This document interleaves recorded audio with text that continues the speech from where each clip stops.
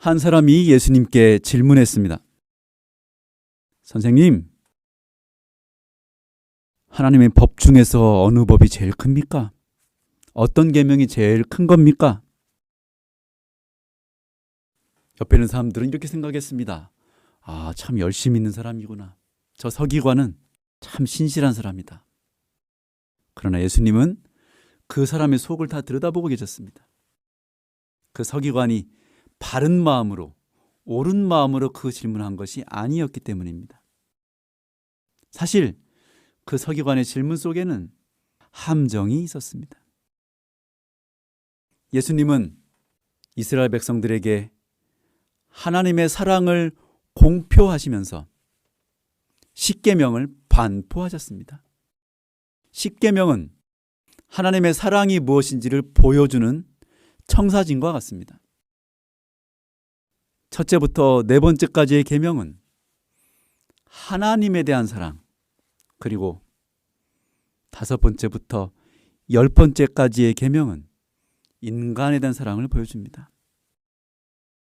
우리에게 이 계명을 주신 것은 하나님이 이러한 사랑으로 우리를 사랑하심을 보여주시고, 또한 우리도 그것을 본받아 하나님처럼 하나님과 또 인간과의, 이웃과의 관계에서 그러한 사랑을 베풀기를 주님께서 원하셨기 때문입니다.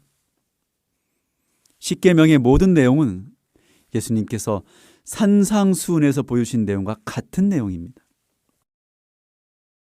단지 구약에서는 그것을 최소한의 것으로 보여주셨고, 주님께서 이 땅에 직접 오셔서 그것을 최대한의 사랑으로 보여주신 것뿐입니다. 이 십계명, 하나님의 법을 잘 보시면 두 부분으로 이루어져 있습니다. 먼저 말씀드렸듯이 하나님 그리고 인간 동료입니다. 하나님께서는, 또 하나님이신 예수님께서는 아버지 하나님에 대한 사랑과 동료 인간에 대한 사랑을 함께 보여주셨습니다. 균형을 가지고 있었습니다. 그런데 유대인들의 눈에 보았을 때 예수님은 마치 인간만 챙기는 것으로 보여졌던 것입니다. 간단한 예를 들어보겠습니다. 부자들만을 위해서 정책을 쓰고 관심을 가지는 사람들은, 만약에 어떤 또 다른 사람이 부자와 가난한 사람들을 동등하게 된다는 말을 들었을 때, 아, 저 사람은 균형을 가지고 하고 있구나. 나는 부자만 좋아하는데. 이렇게 생각하지 않습니다. 부자만을 추구하고 부자들만을 위한 기득권을 위해서만 일하는 사람들은 자기 스스로가 중립이라고 생각합니다. 그리고 부자도 가난한 사람도 함께 정책적으로 도와주는 사람을 향하여 거꾸로 저 사람은 가난한 사람만 편든다고 비난할 것입니다. 또 반대도 마찬가지입니다. 그저 가난한 사람만, 약자만을 위해서만 정책을 펴는 사람의 입장에서는 부자도 챙겨줘야 되고 가난한 사람도 챙겨야 된다는 그 말을 들었을 때, 아, 당신은 중립적이시고 나는 가난한 사람만 원해요 라고 생각하지 않습니다. 절대로. 왜냐하면 사람은 누구나 다 자기 스스로가 균형이 있고 자기 스스로가 중립이라고 생각하기 때문입니다. 마찬가지입니다. 예수님께서는 부자와 가난한 사람들 모두를 사랑하시, 확장하면 예수님께서는 하나님도 사랑하시고 또한 인간도 사랑하셨습니다. 주님께서는 그것을 동등하게 같은 크기로 그렇게 보여주셨습니다. 그 대표적인 예가 바로 십자가입니다. 십자가가 기둥으로 하늘과 땅을 잇는 것은 아버지 하나님에 대한 예수님의 충성과 그분의 사랑의 방향을 보여줍니다. 또한 세로로 서 있는 십자가의 기둥에 가로로 넓게 펴져 있는 또 하나의 나무 가로지름대는 인간들을 향하여 팔을 벌리신 예수님의 사랑을 보여줍니다. 십자가는 하나님만을 위한 것도 아니었고 또 인간만을 위한 것도 아니었으며 하나님에 대한 사랑과 인간 모두를 향한 사랑을 교차하는, 함께하는 놀라운 상징입니다. 예수님은 하나님을 모든 마음과 뜻과 힘과 목숨을 다하여 사랑하셨고 모든 인간들을 예수님의 목숨처럼, 자신의 몸처럼 사랑하셨습니다. 결국 두 계명은 같은 것이며 어느 한쪽만 떼어서 존재할 수 없습니다. 하나님을 사랑한다고 하면서 동료 인간들을 사랑하지 못하면 그것은 사랑이 아닙니다. 참된 사랑은 하나님에 대한 사랑과 동료 인간에 대한 사랑이 교차하고 결합될 때 비로소 성립될 수 있습니다. 그런 의미에서 예수님은 하나님과 인간을 모두 사랑하셨습니다. 그러나 유대인들은 이기적이었으며 동료 인간들에 대한 사랑과 의무를 거의 다 저버렸습니다. 하나님은 힘이 있으시고 능력이 있으시고 축복을 주시는 분이기 때문에 진심은 아니지만 그들은 하나님께 빌어서 복을 받기 위해서 하나님께는 열심히 갖다 바쳤어요. 물론 진짜 많이 바치진 않았습니다. 조금 바쳤습니다. 그러나 동료 인간들에게 그들은 베풀지 않았습니다. 그래서 예수님께서 말씀하셨습니다. 갚을 것이 없는 사람들에게 나눠줘라. 보답을 못하는 사람에게 나눠줘라. 무슨 뜻입니까? 하나님께서는 늘 우리에게 보답하십니다. 우리가 드리는 것 이상으로 보답하세요.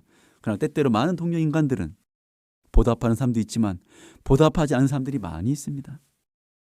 그러나 예수님께서는 비록 너보다 약해서 당신보다 가난해서 보답하지 못한다 할지라도 그들에게 나누라고 하셨습니다. 그러나 유대인들은 그것을 하지 않았고 그들의 서 있는 운동장은 한쪽으로 심하게 기울어진 운동장이었습니다. 그 기울어진 운동장으로 오히려 균형을 가지고 잘 서 계신 예수님을 바라보니 거꾸로 예수님이 끼우뚱하게 보였던 것입니다. 예수님이 끼우뚱한 것이 아니라 그들의 관점이 끼우뚱해졌는데 그들 스스로 그것을 깨닫지 못했던 것은 그들이 살고 있는 삶의 패턴, 삶의 문화, 삶의 철학이 지나치게 이기적이었기 때문이었습니다. 그리하여 그 서기관이 말했던 질문은 바로 그것이었습니다. 예수님, 당신은 하나님을 버리고 인간만 챙기는 거 아닙니까? 라고 그가 날카롭게 찔렀던 것입니다. 그러나 예수님께서는 이렇게 대답하셨습니다. 가장 큰 계명은 하나님을 사랑하는 것이며 둘째도 첫째와 같다. 첫째와 둘째가 같다는 것입니다. 가장 큰 계명이 따로 있는 것이 아니라 하나님께 대한 계명을 순종하는 사람은 이웃에 대한 사랑도 실천할 수밖에 없다고 말씀하신 것입니다. 사실 유대인들이 이웃에 대한 인간 동료에 대한 사랑을 저버린 것은 그들에게 주신 하나님의 법을 사실 어긴 것이었습니다. 왜냐하면 구약에는 항상 여러 부분과 여러 규례를 통하여 가난한 자들을 돕도록 규정하고 있기 때문입니다. 구워달라고 오면 갚을 수 없을지 있을지를 따지지 말고 구워주라고 이야기했습니다. 갚을 수 없으면 탕감해주라고 얘기하고 있습니다. 밀을 베다가 보리를 베다가 떨어지면 절대로 줍지 말라고 얘기하고 있습니다. 왜요? 누군가는 주워갈 수 있으니까요. 이삭을 베다가도 밭의 가장자리는 절대 베지 말라고 그랬어요. 지나가는 사람이, 배고픈 사람이 누구나 쉽게 와서 따갈 수 있도록 놔두라는 것입니다. 7년에 한 번씩은 수확하지 말라고 그랬습니다. 왜냐하면 밭도 쉬고 작물도 쉬지만 특별히 가난한 사람들이 그 해에는 다른 사람 밭이나 다른 사람 과수원에 들어가서 얼마든지 따갈 수 있게 하기 위한 하나님의 배려였던 것입니다. 또한 빚을 지고 팔려가거나 집이 팔리거나 땅이 팔리거나 그 사람 자체가 팔리거나 49년이 지나면 다 원위치로 돌아갔습니다. 희년입니다.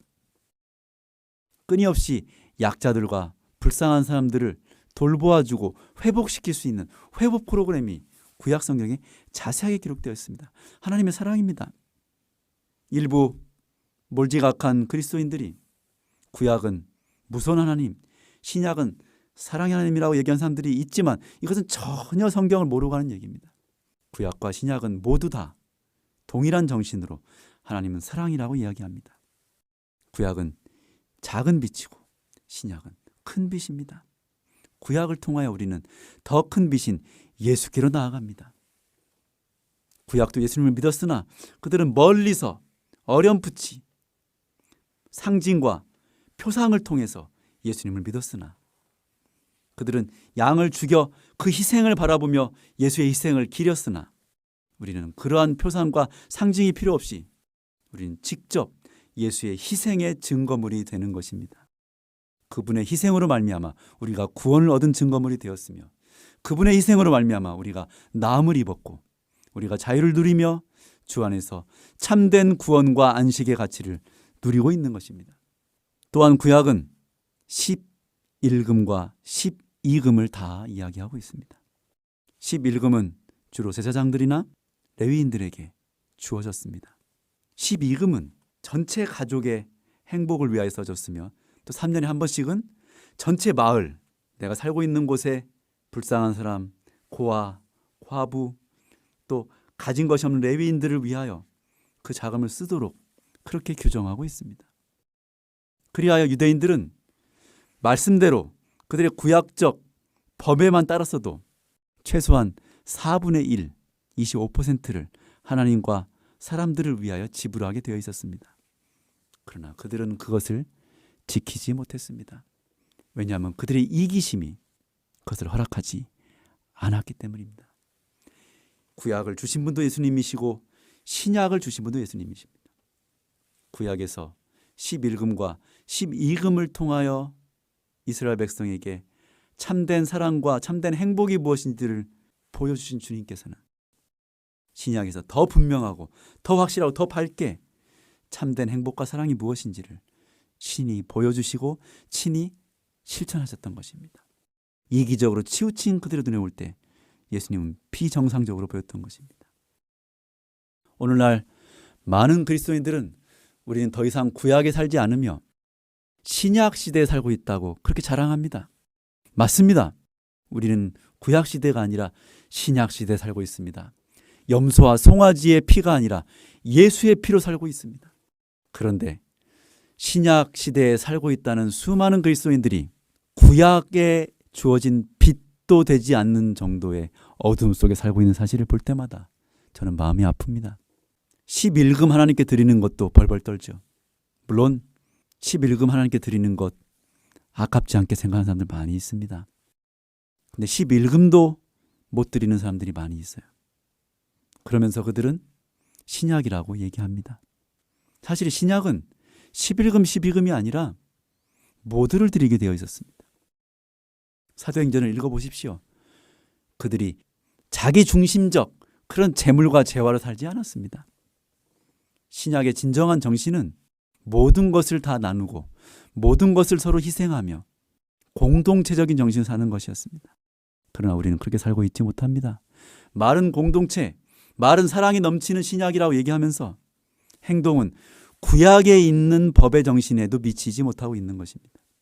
예수님께서 삭개오의 집에 가셨을 때 이렇게 말씀하셨습니다. 오늘 영생이, 오늘 구원이 이 집에 이르렀음이니. 왜냐하면 예수님께서는 증거를 보셨습니다. 삭개오가 가진 것의 절반을 가난한 자들에게 나눠주겠다고 약속하는 것을 들으셨습니다. 여러분, 이것이 신약의 정신입니다. 가진 것의 절반을 기꺼이 내놓는 것입니다. 그런데 오늘날 수많은 그리스도인들이 신약의 은혜와 예수님의 십자가의 공로로 구원받은 그 기쁨과 감사와 그 축복을 누리면서도 이웃을 위하여 10분의 1은커녕 100분의 1, 1000분의 1도 거의 하지 않습니다. 여러분, 이것은 모순입니다.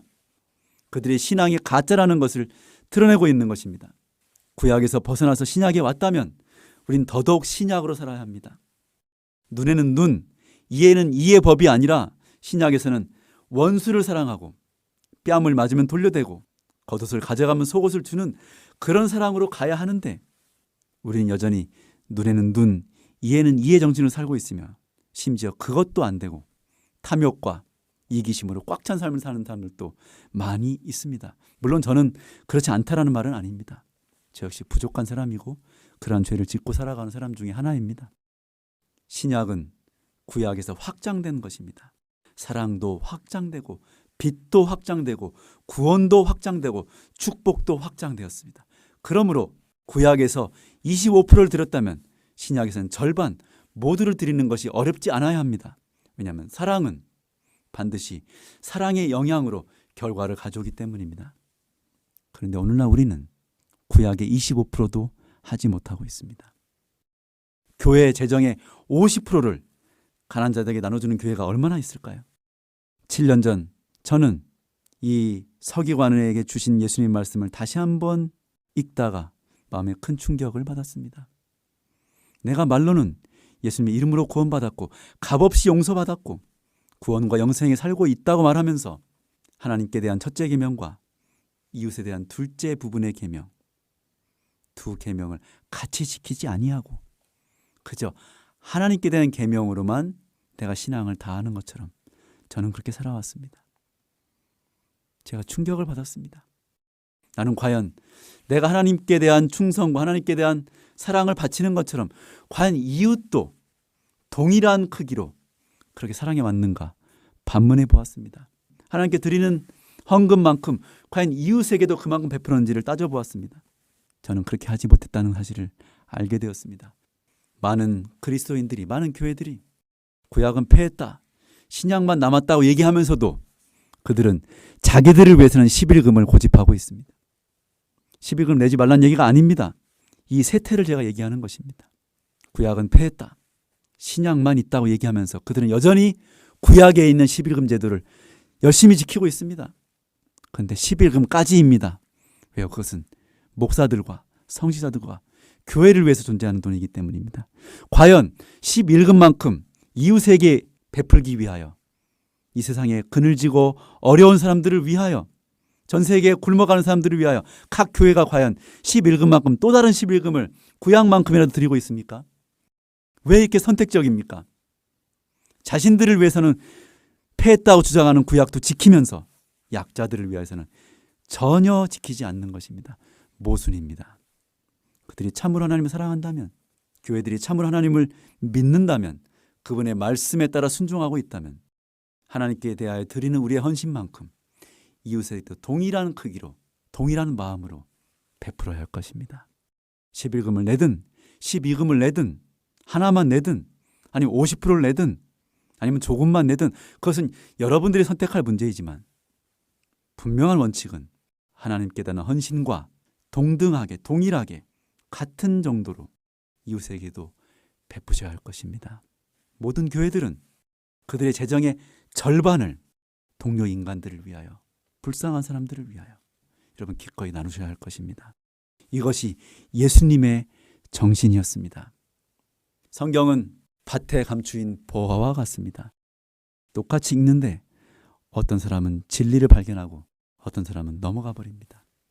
그러나 여러분들이 마음을 열고 면밀하게 성경을 살펴보신다면 그 성경에는 결코 숨겨질 수 없는 진리의 보화들이 있다는 것을 발견하게 될 것입니다. 다락방에서 발을 씻겨주시고 성찬을 떼신 이후에 예수께서 그 불쌍한 가룟 유다에게 내가 하려는 일을 속히 하라고 말씀하셨습니다. 그때 예수님의 함께 있던 모든 제자들은 예수님께서 가룟 유다에게 평소에 시키시던 그런 종류의 일을 시키시는 것이라고 그렇게 생각하였습니다. 그래서 성경은 분명히 거기에 대하여 언급하고 있습니다. 이렇게 기록합니다. 혹 그들의 집회, 그들의 예배, 성찬에 필요한 어떤 물건을 사라고 혹은 거기에 대한 대금을 지불하라고 보내셨든지 아니면 가난한 어떤 사람에게 돈을 좀 갖다 주라고 시키셨구나라고 제자들은 다 이해했습니다. 이 말씀은 무엇이냐면 예수님의 모든 사역이 예배와 종교와 신앙과 전도를 위해 사용되었으며 또한 같은 균형을 가지고 가난한 사람들에게 끊임없이 예수님께서 베풀고 사셨다는 것을 알 수 있습니다. 예수님이 부자가 아니셨고 제자들이 부자가 아니었습니다. 그러나 그들은 베풀고 살았습니다. 많은 사람들은 자선 사업은 돈 많은 사람들에게 빌려와서 하는 것으로 생각합니다. 돈을 많이 벌고 성공한 사람들만 베푸는 것으로 생각합니다. 이것은 예수님의 말씀과는 맞지 않습니다. 5,000명, 사실 5,000명이 아니죠. 남자만 5,000명이므로 2만 명이 넘는 그 사람들 앞에서 예수님께서는 빌립에게 말씀하셨습니다. 너희가 먹을 것을 주라. 부자에게 빌려오거나 누군가의 주머니를 털어오는 것이 아니라 너희 주머니를 털고 너희 먹을 것을 너희가 주라고 말씀하셨던 것입니다. 그리고 그들이 가진 유일한 먹을 것, 오병이어를 그들이 기꺼이 주님의 손에 들려드렸을 때 예수님 앞에 모여들었던 그 수많은 사람들에게 기꺼이 헌신하였을 때 그것은 기적을 일으켰습니다. 저는 발 씻겨주는 교회를 운영하면서 이러한 기적들을 경험하고 살고 있습니다.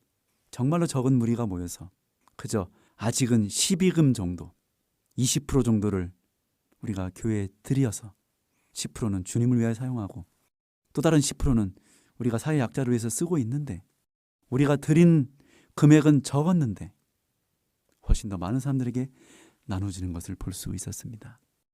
이 일들 통하여 우리는 깨닫게 되었습니다. 자선사업은 남에게 빌려오는 것이 우선이 아니라 내 것을 먼저 드리는 것이 우선이라는 사실입니다. 많은 사람들이 복지는 국가가 하는 것으로, 세금으로 하는 것으로 이해하고 있습니다. 많은 교회들이 국가의 세금을 받아서 복지사업을 합니다. 꼭 국가의 세금을 빌어와야만 우리가 불쌍한 사람들을 도울 수 있는 것은 아닙니다. 저는 개척교회를 하면서 배관 기술자로 약 한 4년 정도의 시간 동안 일을 했던 적이 있었습니다. 그때 제가 한 가지 배운 것이 있습니다. 배관이 없으면 아무리 좋은 상수도가 있어도 내 삶 속으로, 내 가정 속으로 들어올 방법이 없다는 것입니다. 여러분, 11금은 배관입니다. 하나님의 무한하신, 한계가 없는, 그리고 너무나 따뜻한 그 놀라운 사랑의 창고, 하늘 전체의 창고를 우리가 쓸 수 있는 배관입니다. 우리가 11금을 드린 만큼 그 배관의 크기만큼 하늘에 있는 창고와 우리의 삶이 연결됩니다. 우리가 하나님께 드리면 드릴수록 우리 삶은 더 풍요로워집니다. 궁핍해지고 가난해지고 우리가 드린 만큼 없어지는 것이 아니라 우리가 드린 것이 하나의 통로가 되어서 그 통로를 통하여 우리의 삶에 돈으로 가치로 환산할 수 없는 놀라운 사랑의 은사들이 쏟아져 들어오는 것입니다. 여러분, 이것이 천국의 원리입니다. 그리하여 말라기에서 말씀하신 내가 너희에게 축복을 부어주지 않는지 한번 지켜보라 말씀하신 말씀이 그래서 진리인 것입니다. 우리가 드릴 때, 우리가 드리는 행동은 우리의 이기심을 극복하고 주님의 축복은 더 깊이 들어오게 되는 것입니다. 썩은 물에는 새물을 넣을 수 없습니다. 같이 썩어버리기 때문입니다. 하나님께 드리지 못하는 사람은 하나님의 진정한 축복을 받기가 어렵습니다. 왜냐하면 드리지 못한다는 사실은 자기 안에 이기심이, 그 탐욕이 이미 우리의 영혼을 더럽히고 썩어버렸기 때문에 아무리 축복을 주어도 나를 위해서만, 나의 쾌락을 위해서만, 내 가족을 위해서만 사용할 것이 분명하기 때문입니다. 이런 이기심이 결국 사회를 망치는 것입니다. 사회를 타락시키는 것입니다. 갈등을 고조시키는 것입니다. 그러나 비록 적은 양이지만 나의 것을 주님께 드림으로 우리는 우리의 이기심이 극복되는 것을 경험하게 됩니다. 사랑하는 여러분, 이기심은, 탐욕은 결코 쉽게 정복되지 않습니다. 예수님께서 이렇게 말씀하셨습니다. 너희 재물이 있는 곳에 너희 마음이 있느니라.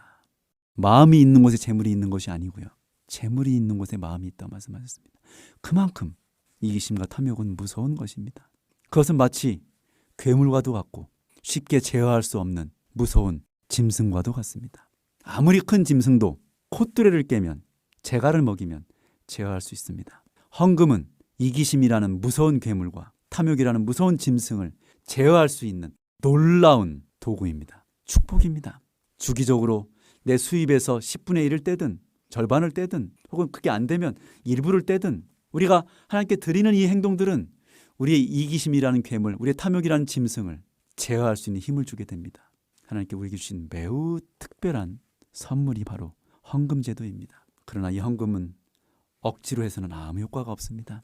왜냐하면 하나님은 사랑이시고 하나님 모든 선물도 사랑이시기 때문에 그것은 억지로 하는, 강요하는 것으로는 열리지 않습니다. 하나님의 창고의 문은 오직 사랑으로 반응한 헌금에만 열립니다. 사랑으로 반응하는 마음에만 열립니다. 그러므로 헌금 제도는 반드시 강요가 아니라 자발적인 정신으로만 이루어져야만 합니다. 하나님은 우리를 위하여 모든 것을 주셨습니다. 그렇다면 우리가 가진 이 별것 아닌 물질을 주님께 드리는 것은 결코 무거운 일이 아닙니다. 사랑하는 성도 여러분, 사랑하는 그리스도 안의 형제 자매 여러분, 십계명의 바른 뜻을 이해하시기를 간절히 바랍니다. 십계명은 사랑하라고 하는 명령입니다. 하나님을 사랑하고 또한 이웃을 사랑하라고 하는, 그리고 하나님과 이웃 사이에서 균형적인 사랑을 하라고 하는 분명한 하나님의 명령입니다. 그리고 모든 명령에는 약속이 포함되어 있습니다. 사랑하라고 하는 명령에는 사랑하도록 도와주시겠다는 하나님의 약속이 들어있고, 그리고 그 명령에는 너희가 사랑할 때 내가 너희를 사랑하는 그 사랑을 깨닫게 된다는 하나님의 선견 지명이 들어 있습니다. 우리는 스스로 먼저 사랑할 수 없는 사람들입니다. 주님이 우리를 먼저 값없이 전적으로 사랑하셨습니다. 그 사랑을 받은 우리가 그 사랑을 남들에게 베풀어 주는 것은 당연한 일입니다. 갈릴리 바닷가는 끊임없이 흐르기 때문에 맑은 물입니다. 그러나 사해 바닷가는 받기만 하고 다시 흘려보내지 않기 때문에 짠물이 되었습니다. 예수님의 그 놀라운 자기 희생적 사랑을 받아서 또한 나누는 사람들은 늘 맑은 물로 살아갈 수 있을 것입니다. 그러나 예수님께 받기만 하고 이웃에게 나눌 수 없는 사람은 결국에는 썩게 될 것입니다. 5달란트, 2달란트 받은 사람은 그것을 쓰고 나누고 활용하였기 때문에 주님께 더 큰 것을 받을 수 있었으나 1달란트 받은 사람은 그저 주님께 받아서 자기만 챙기고 있었기 때문에 더 이상의 축복을 받을 수 없었습니다. 하늘의 법칙을 깨달으시기 바랍니다.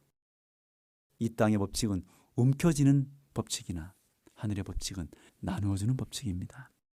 신약에 살고 있는 여러분, 예수님이 십자가 시대 이후에 살고 있는 여러분, 이제는 신약 시대답게 십자가의 빛 안에 거하는 사람들답게 살아가시기를 바랍니다.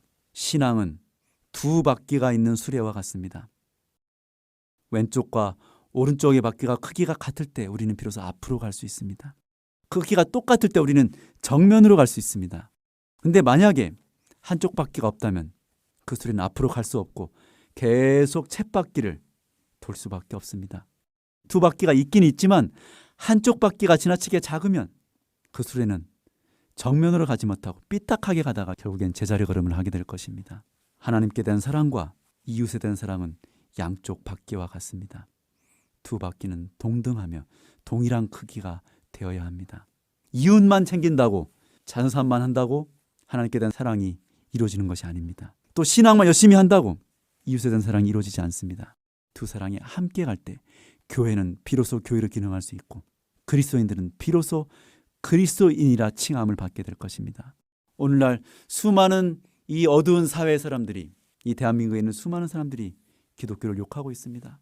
이 대한민국이 부강하게 되고 축복을 받은 것이 주님의 은혜인데, 하나님의 은혜인데 그것을 깨닫지 못하는 사람들이 기독교를 욕하고 있습니다. 물론 욕하는 그들의 죄가 더 큽니다. 그러나 욕하게 만든 우리의 죄도 결코 무시할 수 없습니다. 우리가 신앙을 하면서 이기적으로 살았다면, 베풀지 못했다면 반성해야 할 것입니다. 예수님께서는 그분의 신앙과 종교만을 강요하지 않으셨습니다. 그분은 베푸시고 고치시고 나누심으로 사랑을 보여주심으로 예수님이 가신 종교와 신앙을 바르게 전하셨습니다. 행함이 없는 믿음은 죽은 믿음임을 기억하시고 예수 안에 지금 우리가 누리고 있는 이 놀라운 자유와 사랑을 여러분 나누는 데 사용하셔서 우리도 그 구원을 더 풍성하게 누리고 이 세상의 모든 사람들이 다 구원받기에 이르기까지 우리 최선을 다하게 되는 모두가 되시기를 간절히 바랍니다. 감사합니다.